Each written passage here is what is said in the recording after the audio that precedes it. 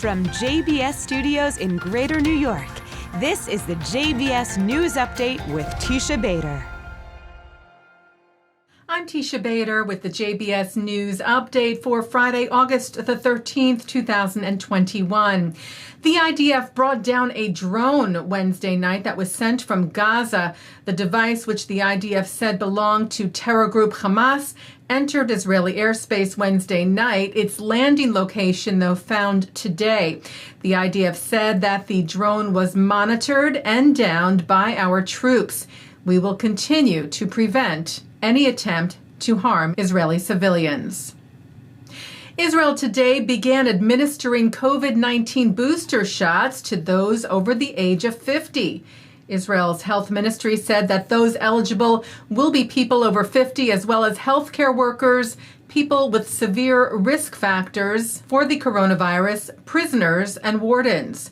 Israeli Prime Minister Naftali Bennett urged all those eligible to get the third COVID vaccine dose, as did other officials sharing their booster shot photos on social media, like Transportation Minister Merav Michaeli and Israel's Health Minister Nitzan Horowitz, who tweeted today, "I'm 56 and I did not wait even a moment," saying of the third dose, it is safe, effective, and it is the best remedy against the Delta, referring to the variant that has caused an upsurge in cases.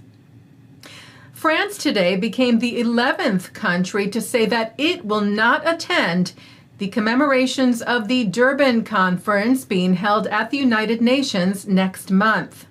Titled the World Conference Against Racism in 2001, the gathering in the South African city instead became a forum for anti-Semitism. The French presidency said today that President Emmanuel Macron has decided that France will not take part in the follow-up conference due to take place this year, as he is concerned by anti-Semitic statements made within the Durban conference, adding that France will continue to fight against all forces of racism and will be watching to make sure that the Durban follow-up conference is held in accordance with the founding principles of the United Nations. Well, today, August the 13th, marks 1 year since Israel and the United Arab Emirates announced that they would establish diplomatic ties. The Abraham Accords, brokered by the United States and signed just over a month later. In an op-ed written by the ambassador of the UAE to Israel, Mohammed Al-Khaja, published today in the Jerusalem Post, the Emirati envoy talks about the new relations and this past monumental year.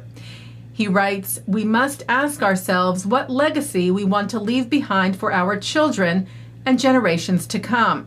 We have the same vision, and that is to create sustainable peace and economic opportunities for our citizens.